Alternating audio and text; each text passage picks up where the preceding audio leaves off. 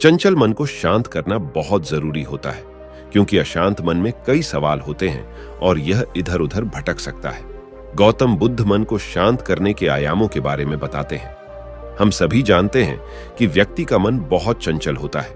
यही कारण है कि मन अशांत रहता है और कई तरह के सवालों का जन्म भी अशांत मन के कारण ही होता है। यदि आप जीवन में शांति चाहते हैं तो इसके लिए जरूरी है मन को शांत करना। लेकिन मन को शांत कैसे किया जाए? गौतम बुद्ध से जुड़ी इस कहानी के माध्यम से आप जान सकते हैं कि मन को शांत करने का क्या तरीका है।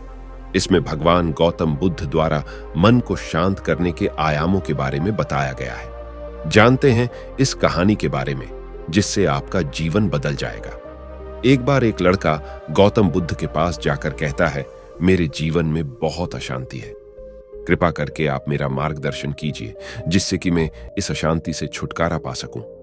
गौतम बुद्ध लड़के से जीवन की अशांति का कारण पूछते हैं। लड़का उत्तर देता है, अत्यधिक विचारों के कारण मेरे भीतर बहुत सारे विचार आते हैं, जिससे मेरा मन अशांत रहता है। बुद्ध मुस्कुराते हुए कहते हैं, ऊपर आकाश की ओर देखो और बताओ कि तुम्हें सूर्य दिख रहा है। लड़का ऊपर देखता है और कहता है, धूप दिख रहा है। बुद्ध उससे पूछते हैं कि अगर तुम लगातार धूप में खड़े रहोगे तब क्या होगा? वह कहता है, मुझे अत्यधिक गर्मी लगेगी और शरीर में बेचैनी होगी। बुद्ध लड़के से कहते हैं कि अगर धूप में खड़े रहने से तुम्हें गर्मी लगती है तो इसमें दोष किसका है, सूर्य के ताप का या तुम्हारा? लड़का कुछ सोचने के बाद कहता है, इसका जवाब आप भी बताइए। बुद्ध कहते हैं, सूर्य का काम है ताप देना और ताप का काम है गर्मी लगना। ऐसे में तो दोष तुम्हारा ही है कि तुम धूप में जाकर खड़े हुए, जिससे कि तुम्हें गर्मी लगी। तुम्हें अगर शीतलता चाहिए तो तुम्हें छांव में रहना होगा। ठीक इसी तरह चंचल मन का भी स्वभाव होता है, विचारों और भावनाओं को जागृत करना। विचार क्षण भर के लिए होते हैं, लेकिन विचार से पैदा हुई भावनाएं देर तक टिकी रहती हैं। लेकिन यह तुम्हें निर्णय लेना है कि तुम्हें विचार और भावनाओं के साथ चलना है या अलग दिशा बनानी है।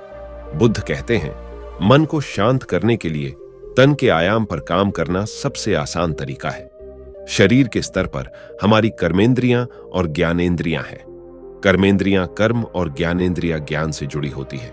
इससे हम अपनी संवेदनशीलता को बढ़ा सकते हैं, यानी हम जो भी काम करें उसे आनंद के साथ करें। मन के आयाम से हटकर तन के आयाम पर जाने से ही तुम्हारा चित्त शांत होगा। ऐसा करने से तुम मन के आयाम से हटकर शरीर के आयाम पर आ जाओगे, ठीक उसी तरह जैसे तुम धूप से हटकर छांव में आ सकते थे। मन के आयाम से हटने पर तुम्हारी जागरूकता तन पर आ जाएगी। जब तुम तन के आयाम पर काम करोगे तब तुम्हारा चित्त शांत होगा। इसलिए हर काम को तन के आयाम पर करने से मन स्वतः शांत हो जाता है। लड़का बुद्ध से कहता है, अपने भीतर के सुर को कैसे सुने? बुद्ध कहते हैं, किसी शांत स्थान पर रहकर जहां शांति हो, तब अपनी आंखें बंद करो और मन के भीतर चल रहे शोर से हटकर भीतर के सुर को सुनने की कोशिश करो। सुर निरंतर चलता रहता है, लेकिन बाहर के शोर के कारण तुम अपने मन के भीतर चल रहे सुर को नहीं सुन पाते हो। जब तुम अपने दोनों कानों को अपने हाथों से बंद कर दोगे, तभी मन के सुर को सुन पाओगे। इस तरह तुम मन की अशांति से दूर हो जाओगे और तुम्हारा मन शांत हो जाएगा।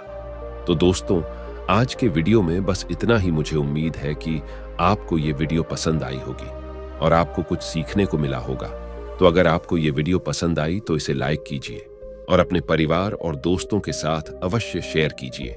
और ऐसे और भी वीडियोस के लिए हमारे YouTube चैनल को सब्सक्राइब कीजिए और बेल आइकॉन पर क्लिक कीजिए, ताकि आने वाली कोई भी वीडियोस आपसे मिस ना हो।